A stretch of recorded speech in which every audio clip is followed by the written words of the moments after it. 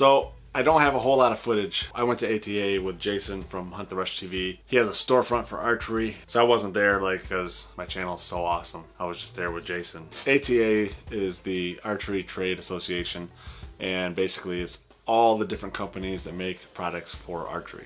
Basically everything that shot an arrow or something that looked like an arrow was there. Like the other trade shows that I had been to, there was a lot of repeats of the same stuff. There are a lot of different companies making the same products, telling you why their product's so much better. And for the most part, you know, they're all just the same stuff. I wonder why I can't get any sponsors. When you break down the nitty gritty, and I'm sure if you really get into the specs and stuff, there's gonna be a lot of differences between the things. I'm not that type of person. If I can shoot it and I shoot straight and I group my arrows, I'm cool. I don't need to group my arrows from 2 inches to 1 inch or ½ inch or whatever. I'm good with a kill shot. But there were some products that stood out to me. Basically, I'm just gonna tell you guys about the products. I'm hoping I can find the footage because I thought I had the footage of the products that I'm about to talk about, but I can't find a couple videos. Clothing companies, they have new lineups and they have new things. But Scentlok has a vest. It has the carbon element stuff, whatever it's called, the carbon material built into it, but it is an electric vest, and it literally is powered off of power bricks. So it literally has a USB, you plug it in there. I'm sure it probably needs to be like 2 amp or something like that, but it is literally just, you know, something you can buy at a gas station and you plug it in and it will heat you in the cold weather. I can't remember exactly, it's been a couple weeks since I was there, but the guy was saying it has a top, bottom, and back, and you can change between. That might not be accurate. The one they had at the show wasn't the final version. The button to turn it on was like down at their pocket, and they're gonna move it up to your chest so you can just, you know, reach in there and grab it. That was one thing that stood out. Being in Michigan, being that it's cold, and having something like that where I could put the electric vest underneath my already carbon clothes. I wouldn't have to worry about tarnishing all the work I've already put in and locking in my scent. Another thing that stood out to me was Killer Instinct has a new crossbow. I believe they came out with it a couple years ago. I don't know why they stopped making it, but they basically brought it back out and they pretty much perfected it. But it is a crossbow, shoots I think 415 feet per second. It's called the SWAT XP, and what makes it unique is the way that the string is pulled in and the arrow is actually inside the crossbow. I'm sure they have a bunch of information on their site. I'll put the link below. I'm not sponsored by them or anything like that. My daughter uses a crossbow. She's way too small to pull back a compound bow with enough energy to kill an animal. So she uses a crossbow, and I liked it because it seemed a lot safer. The way that the string goes down the crossbow, having the arrow on the inside, it was unique. I really liked it. It was fast. It was a little bit heavier because it practically had a barrel rather than just the regular typical rail where the bolt would rest. It actually went inside, and then the string actually stayed inside this barrel as well. Like I said, it was a little heavier, but it was so well balanced that, I mean, you could put your hand in the middle and hold it up and it would stay balanced. Nice, small, and compact. Out of all the products that you saw at the show, that was one of the things that stood out. Anybody that watches my channel on a regular basis knows that I use SpyPoint cellular cameras. SpyPoint actually came out with something this year that was really cool. It's a cellular adapter, and it will plug into any trail camera that has a USB output and shoots JPEG pictures. I don't know how it works. I don't know how it does it. I didn't get into the tech specs and the details and stuff, but that right there is nice because I have like 7 or 8 trail cameras I don't even use anymore because it doesn't have the cellular part of it. Now that I can just buy something, I think it was like 69 bucks for that right there, 69 bucks rather than $200 for a trail camera. I could just buy a couple of those, put them on my old trail cameras that work really well, they just don't have the cellular signal, and then I can get those images sent to me. It doesn't matter if it's a Moultrie, a Stealth Cam, an Exodus, any kind of camera where it shoots JPEGs and has a USB output, you can use this device and it will send you images. I'm sure they have that information on their website, but that was another thing that stood out to me just because it's a small price point. A lot of people have issues with those cameras. Me, myself, my brother's best friend, basically our entire bow camp, myself and Jason all have them. All of the cameras that we have work, and they've not stopped working. My brother has just those micros. They've all worked just fine. He hasn't had any problems with his. You know, I have the Dark and the Evo, I think is what it's called. while I have had problems with them, they still work. You know, like right now my Evo doesn't even have an antenna and I'm still getting images. Another thing that stood out to me, I probably won't be able to afford. I wonder why I can't get any sponsors. I've really been considering going to like a tethered system, and I really like doing mobile hunting. I like going out, picking the tree the day that I'm going out hunting and just hunting there, looking for sign, doing all that stuff and hunting that area. I've been using my climber and it's just such a hassle, it's so heavy. And I've really just been thinking about moving to, you know, a saddle system. And tethered, you know, obviously they're nothing new. They've been around for a while. They're very popular online. They did have a new little harness. I tried it on. I sat on it. I looked corny. I was cheesing. But it is comfortable. It's actually a lot more comfortable than I thought it was, because I bought some cheap rock climbing harness and it was so uncomfortable and it kept pulling my pants down, and by the time I got back to my truck it was around my ankles, and this did not seem to have any of that problem. But that's not the product that stood out to me. The product that stood out to me was actually at a different booth. The reason I'm bringing up the tethered is because that was something I was looking to go to, and I still might, but Lone Wolf Customs now has a setup. They have new climbing sticks which are super light. I think they're like 1.5 pounds a piece. And then they have a new 5.2 pound hang-on stand. And that right there stood out to me because I still like to sit down. I'm old. I'm gonna be 42 next year when I go out and start hunting.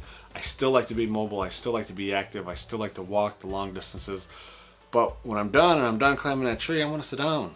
When I saw that they had something like that and I could get out there, probably like 4 climbing sticks and a 5-pound stand, you're gonna have to add the weight of the straps, but you're talking like around 14 pounds to get 15 to 20 feet in the air, and you're gonna be sitting.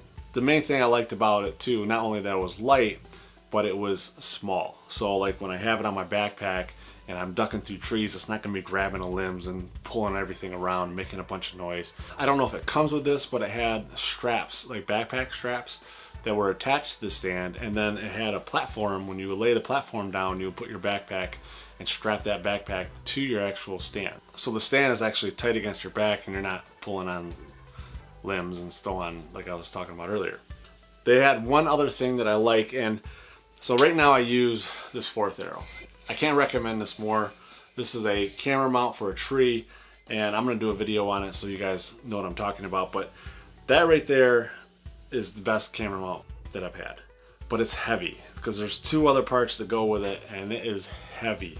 So when I got all my camera gear, camera mount, any water or anything else that I take hunting with me, and then I'm trying to add on a mobile hunting system, you know, my bag is around 40 or 50 pounds.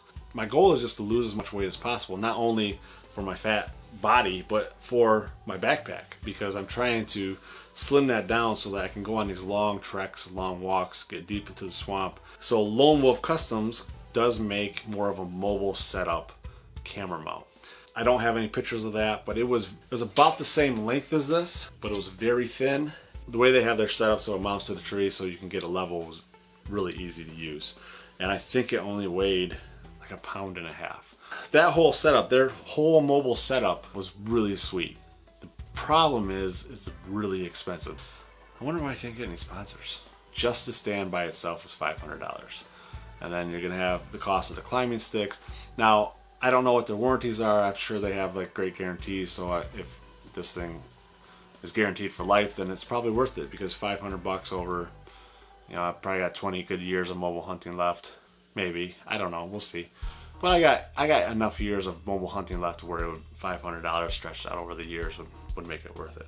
If I think of anything before I upload this video, I'll put it somewhere in this video that stood out to me. But that was pretty much it. I mean, like I said, there's just a lot of products that are the same thing over and over again. And then like some of the innovational, I don't know if innovational is a word, but they have like an innovations section where it's like new products. It just seemed like more of it was more outlandish than it was productive. I wonder why I can't get any sponsors.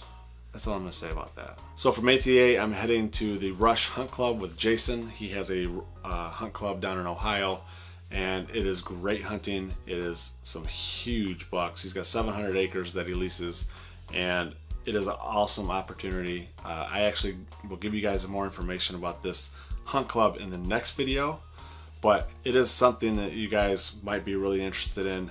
I was lucky enough to be able to get there for the late season. I was trying to get in there in October, November. I just had too many things going on here at home, and I wasn't able to get down there during the peak hunting season. But it was a good time. I will leave it at that. So I'll see you in Ohio in a minute.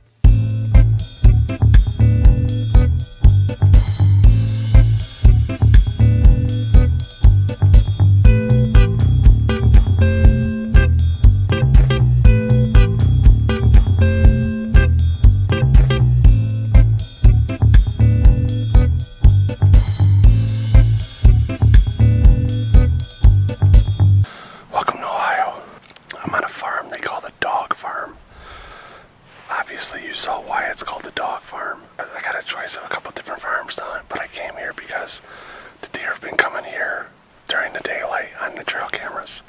But this is an amazing place right here. There's a big cornfield that's decently freshly cut. I saw a lot of leftover corn in the field. And then there's another stand up there with a feeder on it. It's about probably 200 yards away. And then we got these power lines that are coming through right here behind me. So there's a big clearing here. I know it's out of focus, but I don't feel like messing with it right now. So I can at least see if deer are going down through there, and I know if I'll know if I made a mistake of not sitting at the other stand. There's a couple creek bottoms. There's a creek bottom over here, and there's a creek bottom behind me. I can hear the creek running. There's a huge funnel running across the power lines. I got out a little late. We've just been busy trying to get all these stands fixed back up because nobody's hunted here for like a week.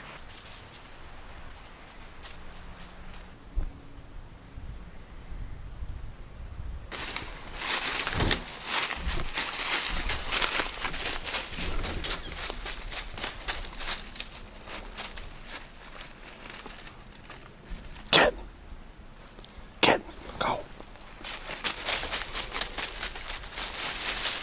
I've been trying to stay quiet. I have an hour and 20 minutes left to hunt. I'm trying to stay still and quiet, so I haven't really been getting a lot of B-roll. I don't know the area well enough to know where the deer are coming from, so I don't want to be moving and talking a lot. Hopefully you guys can hear me. I heard a really loud crack in the woods behind me about 15 minutes ago. I was hoping something was going to walk across this opening here without me knowing where the deer are coming from. I don't know, what the right direction is. This stuff behind me is pretty thick, and the wind is blowing like parallel with it. The deer that Jason's been seeing on that trail camera up there are mostly does. So shoot, there's a deer right there. Give me a second.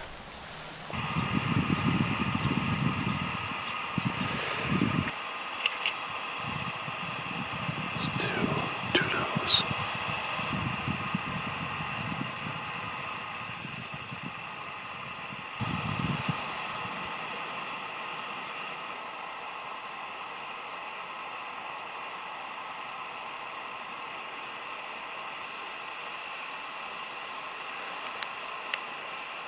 I chose this stand because he hasn't been seeing bucks up there. Doesn't mean they're not coming out, it just means they're not getting in front of the camera. So I thought maybe if I hunted back here, maybe they're getting to this point and they just don't make it up that far. That's my hopes.